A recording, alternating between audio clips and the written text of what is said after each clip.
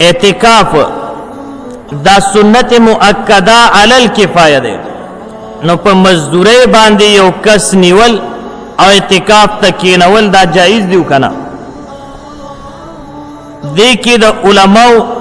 مختلف اقوال دي بعضی فتاوو کې بعض علماء لیکلي دي چې دا سنت مؤکده علی الکفایه ده نو هغه لیکي چې دا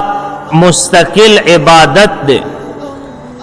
د پارا په مزدوری باندې یو کس نیول دا صحیح نه دي پوهه په خبره صحیح نه دي او بعض علما فرمای چې نه که یو کس اعتکاف تکیناست او مطالبه تانه نه دا کړي او د محلي خلق په خپل خوخه باندې راجم شو او لګي لګي پیسې راجم کیو د معتکف ته ورکه چې ستا په وجه زمون غاړه اخلاصيږي لہذا په دې باندې ځان لا خرچو کنو دا بالکل جایز دی بیا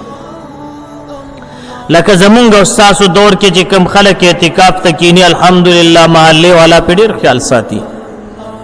پوهه په خبره بس یو خیال په ساتي باج زینو کې هغه سوچ د اختر پورز د یو 500 روپو هار روړو د غاړه کې ورته واچي بدغه خیال ساتي عام صرف د اختر په سهار باندې نور خیال نه ساتي چې دا معتکف صاحب ناس دي دل چرته چیر وړم خوراک کا کروڑم اکرام وکم ور سره کېرم مثلا نیما دا سبق یاد کم ذکر وکم نفل غمو کی زمو کم نا تپوسم نه کې سوګ نو دا زمونږ استاد غفلت دی ګوره پکار چې مونږ تاسو د خلکو خیال وساتو کم خلک چې اعتکاف تناس دي دا غوي اکرام کو خیال وساتو زکه چې په دې باندې د ټوله محله غاړه خلاصيږي نو دوه خبرې شوې یو دا چې په مزدوری باندې نیول ناجایز دي ٹھیک شو چې کسان ورته مزدوری بدل درکو دا خبره ټیک نه ده دا صحیح نه ده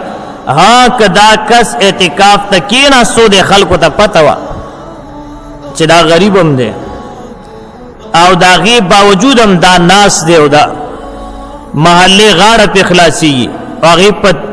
بتوی بنفسه سو الله ورکل نو دا جایز دی بیا دا دغه سره یو احسان شو